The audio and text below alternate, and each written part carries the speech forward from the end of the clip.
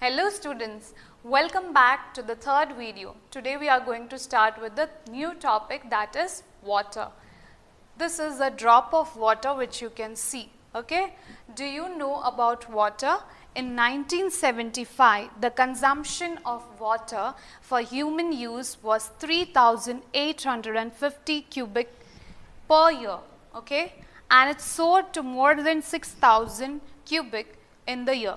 In 2000, okay, in which year? 2000. So from 1975 to 2000, there is a wider range of use of water. Do you know a dripping tap? Okay, if a tap is kept on, or say some leakage is there through the water tap, then it wastes almost 1200 liters in a year. If we are not stopping the tap water, 1200 liters of water will be wasted in a year, which is really, this we are talking about a tap, a single tap. So the whole population, few of the houses if we count, then also there will be lots and lots of wastage which takes place. So we need to take care of this, okay, we need to clear the tap. Water. Water is a vital, renewable, natural resource, okay. Once the water gets over, again through the water cycle we get back water. So it's a renewable natural resource. Again we can renew water, we can get back the water. 3/4 of the earth's surface is covered with water, okay. 3/4 part of the earth's surface is covered with water. It is almost 70% of the earth is covered with water. It is therefore approximately called the water planet. That's why it is also known as blue planet, blue orb, okay, because it is bluish in shape. It was in the primitive oceans that life began almost 3.5 billion years back. Fresh water accounts for only about 2.7%. How much percent? Children, you have to remember, fresh water is only about 2.7%. Nearly 70% of this occurs as ice sheets and glaciers. Where do we find ice sheets and glaciers? In Antarctica, Greenland and mountain regions. So these are the various regions where you see the 70% of water what we are talking, out of that few part, that is ice glaciers and ice sheets and glaciers, that is in the form which cannot be used by us. Fresh water accounts only 2.7%. Fresh water is 2.7%.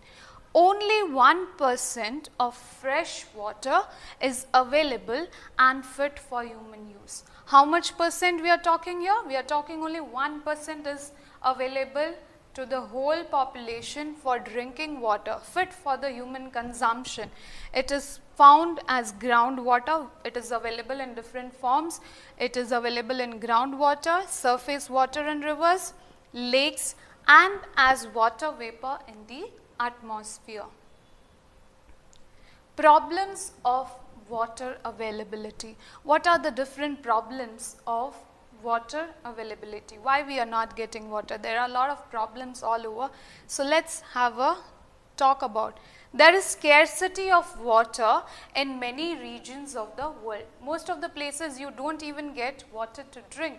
So they have gone through different activities to get back the water which has already been used, okay, and regenerating or clearing the water and then using for drinking. Most of Africa, West Asia, South Asia, parts of Western USA, Northwest Mexico, parts of South America and entire Australia are facing shortage in fresh water supply. These are the countries you can say which is having a shortage of fresh water supply. Countries located in climatic zones most susceptible to droughts face great problems of water scarcity. Due to more of the droughts taking place, okay, rainfall is not possible in that area, we have the scarcity of water. Thus, water shortage may be a consequence of variation in seasonal or annual precipitation, or the scarcity is caused by over exploitation, too much usage of water which is there, okay, and not having control. How much is your need? You need to be very conscious. Harmoniously you have to use. How much you need, you use it and leave it for the others. So, over exploitation and contamination of water sources also becomes very you can say harmful for the remaining population, because they do not get this water. These are the number of problems which the whole world is facing, and we are also a part of it. Okay. How do we conserve the water resources? What are the different mediums to conserve this water resources? Access to clean and adequate water sources is a major problem faced by the world today. Discharge of untreated or partially treated sewage, agricultural chemicals and industrial effluents in water bodies are major contaminants. Okay.